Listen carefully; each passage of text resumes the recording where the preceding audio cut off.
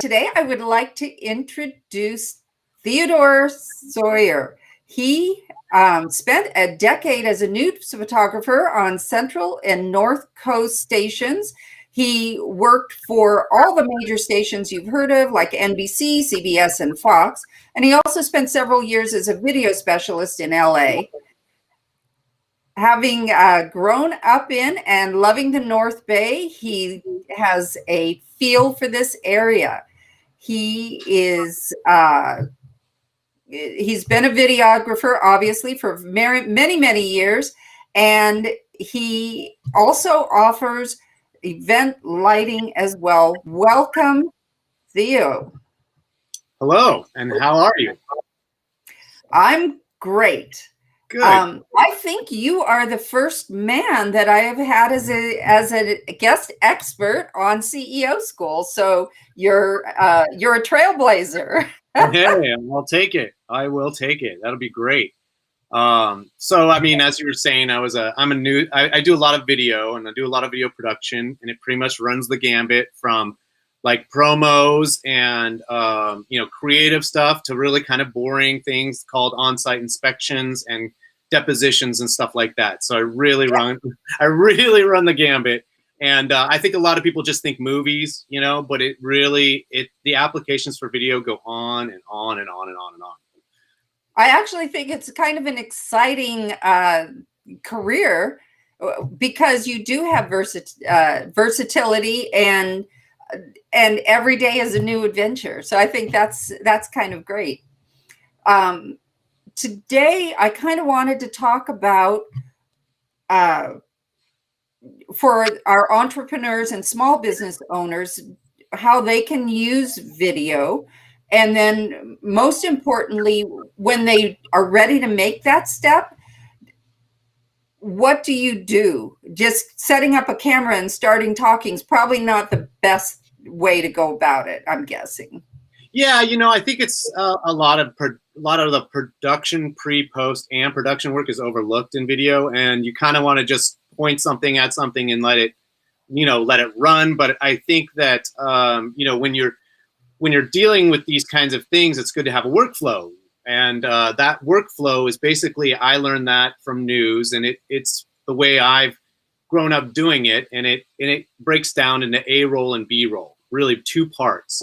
And the workflow becomes so important because I think, everyone's worried about the kind of camera they're using or the picture quality. But, sound is so important. You don't want to forget about sound. You want to think of it first before you think of all those things. So that's where A-roll is.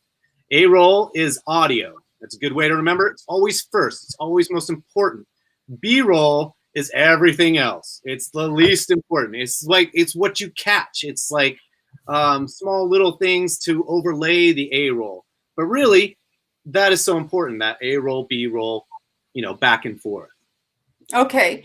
So that wouldn't really apply to like when you're doing a live or something like this interview. You don't typically have B-roll, but it can really help illustrate when you are trying to teach a concept or you're enjoying let's say that you're a wellness practitioner and you're outdoors. You might want to show some video of your surroundings. Let's say you're doing a meditation exercise or something like that. The A-roll might be in the instruction part, and then the B-roll might be your background with a voiceover. Is that kind of the way to explain it? Right. And, that's totally it. But I think the key is story, and content. It's not this thing that you point in a certain direction and it does all the work for you.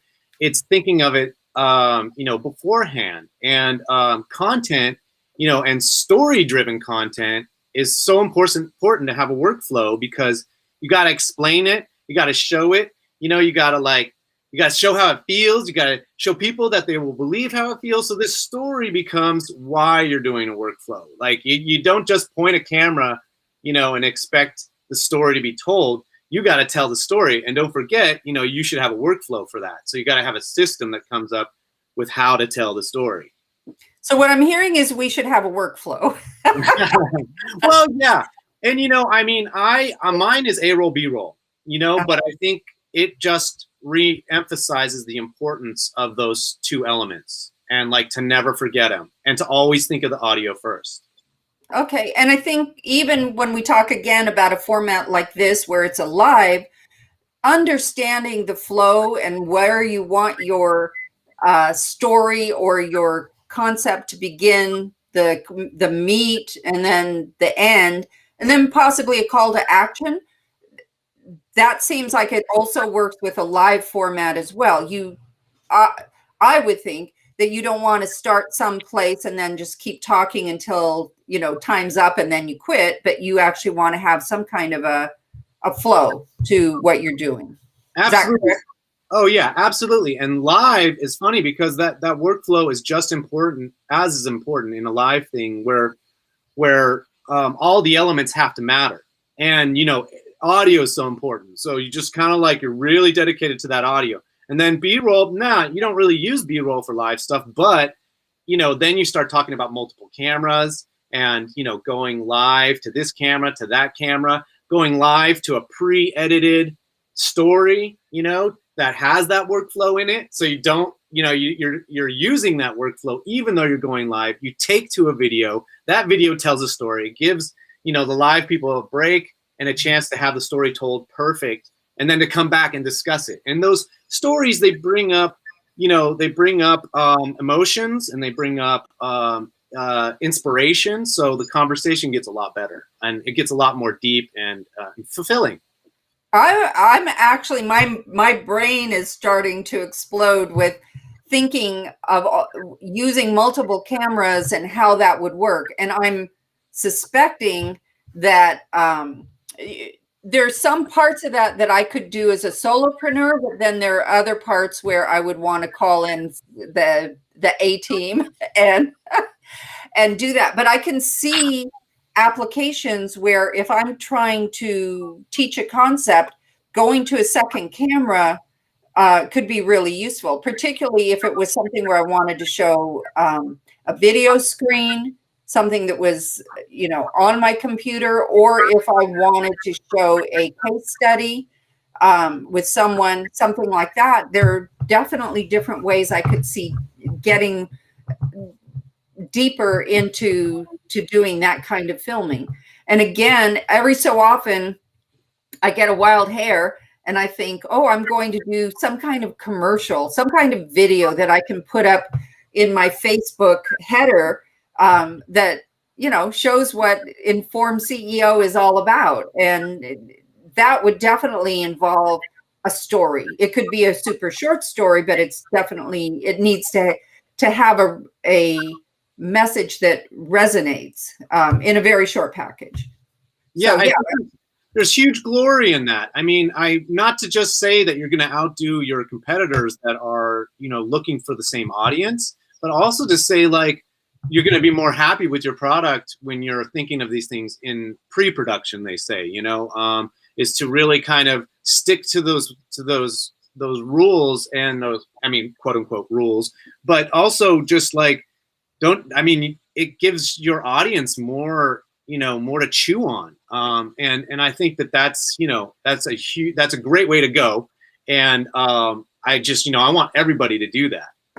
That's wonderful. As I said, my head's exploding. I'm thinking all the possibilities. So that's really great. But I did want to circle back. You talked about pre and post production. Can you define those a little bit in case somebody's just not that familiar with those terms? Sure. And, one also thing that happens a lot in videos is terms are thrown around. So these terms are really broad. Even A-roll, B-roll is really broad. I try to explain it, but I could go on and on and on and on. But I think, pre-production is anything that happens pre-production, like before the production. It's all the meetings you have to make sure, it's casting, it's preparing, it's, location, it's watching out for noise and sounds and things that'll ruin your production. It's pre-production. It's like, we're going to think this thing through before we do it. And then post-production is like fixing everything that broke while you did it. No, post-production is definitely like, it's like there's a lot to post-production because I think a lot of there's inspiration there.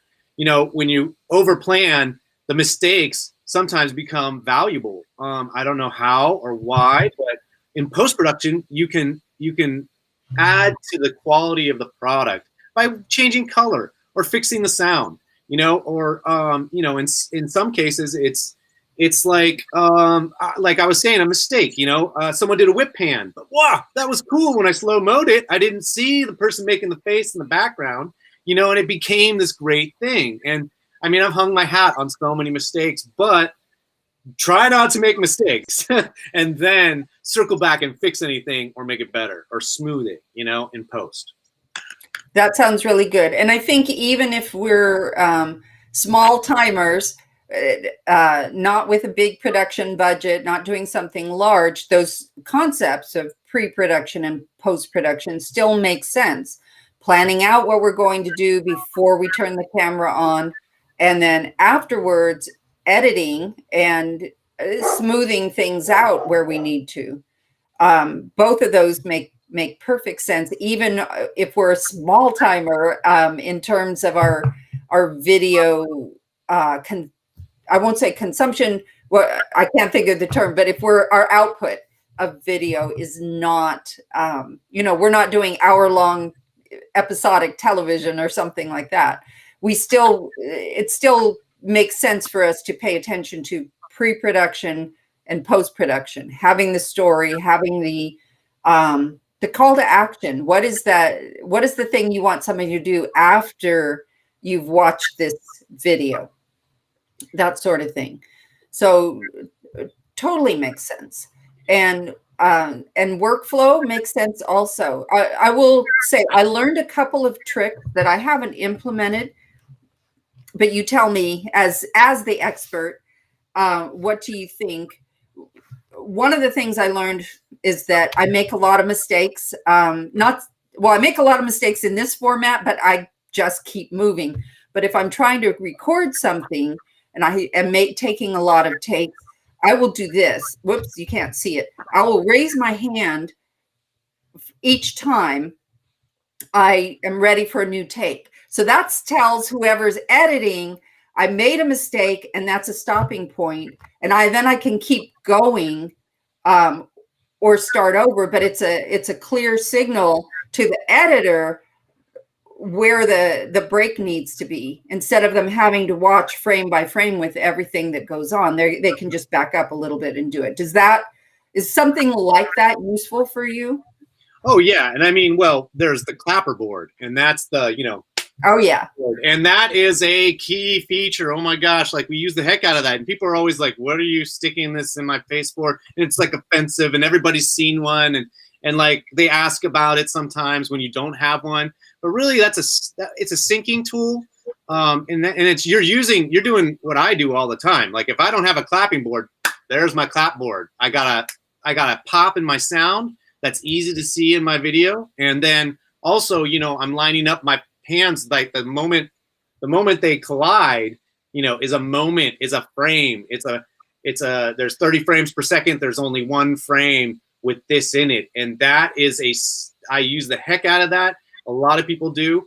And, I was just thinking of other tools, and I think people overlook the look live, it's called. A look live is when you do a fake live shot, basically. And I mean, you might, I don't want to fake it, but it's every newscast, every day, all day, they do look lives. They do four per block. So it's not cheating anymore to make something look live.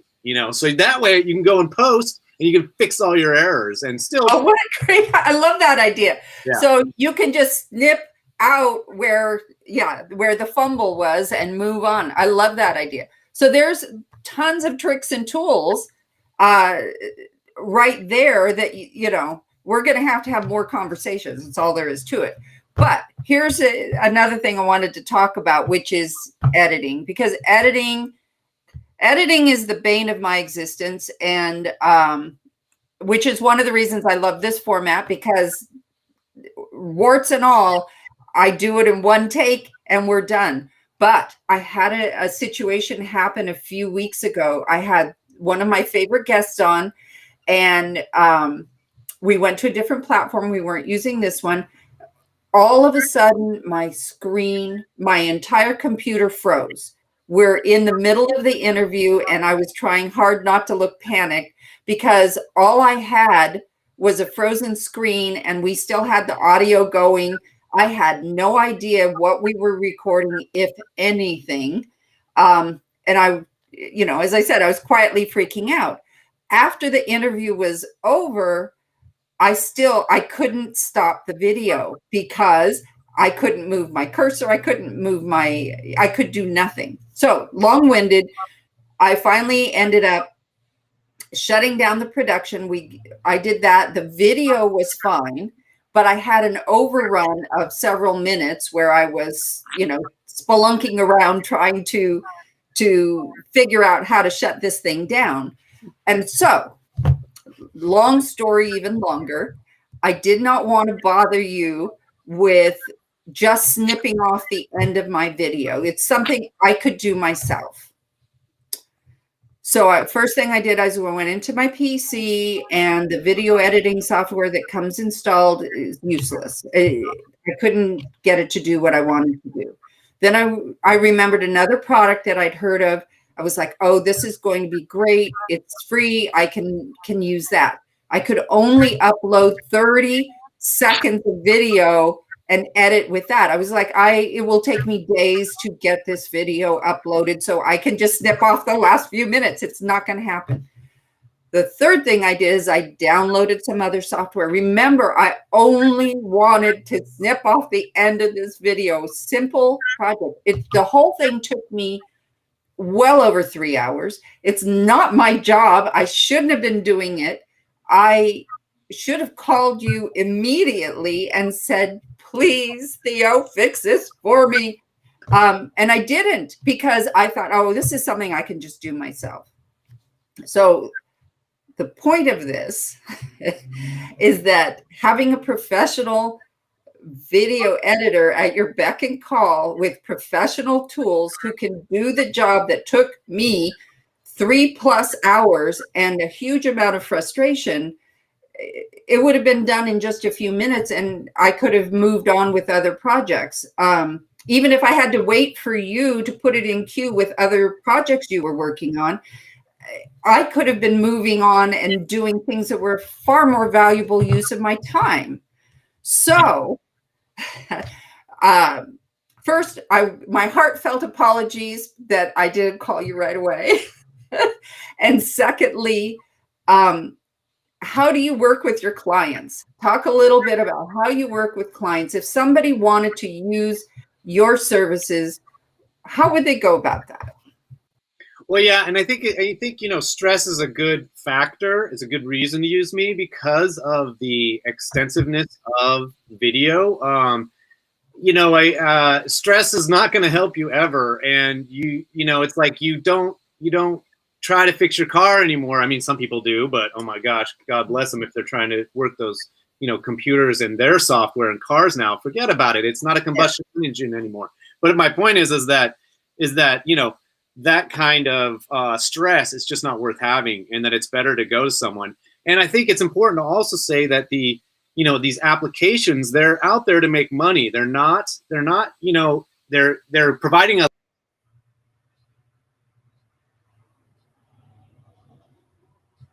I think the stress might even be helping them in the sense that, like, you go buy one app,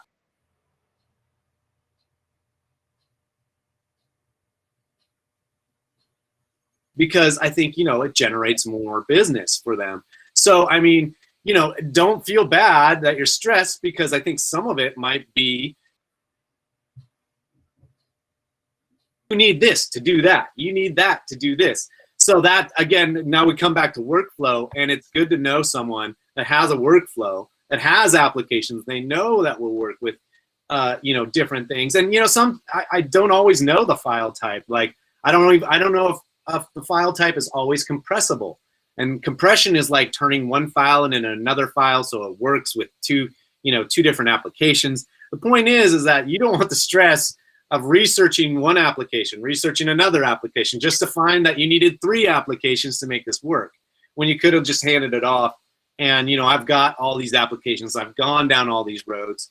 I'm pretty inundated with new formats and new ideas and new types of doing things that, I have my workarounds that are great. And, you could, there are opportunities where you can just, Google it. But if you have more than one issue down the line, you're going to just eventually want, someone that does this constantly. Absolutely. And I'm the poster child for that. I feel like I'm reasonably competent at a lot of things, especially technical things, but it's not my job. That's not my job. And it's the highest and best use of my time. Having you do something, even if you charge me for an hour of work, the difference between the 3 hours that I spend at the rate that I charge versus the 1 hour that you spend, I lost money on the deal because it was so simple.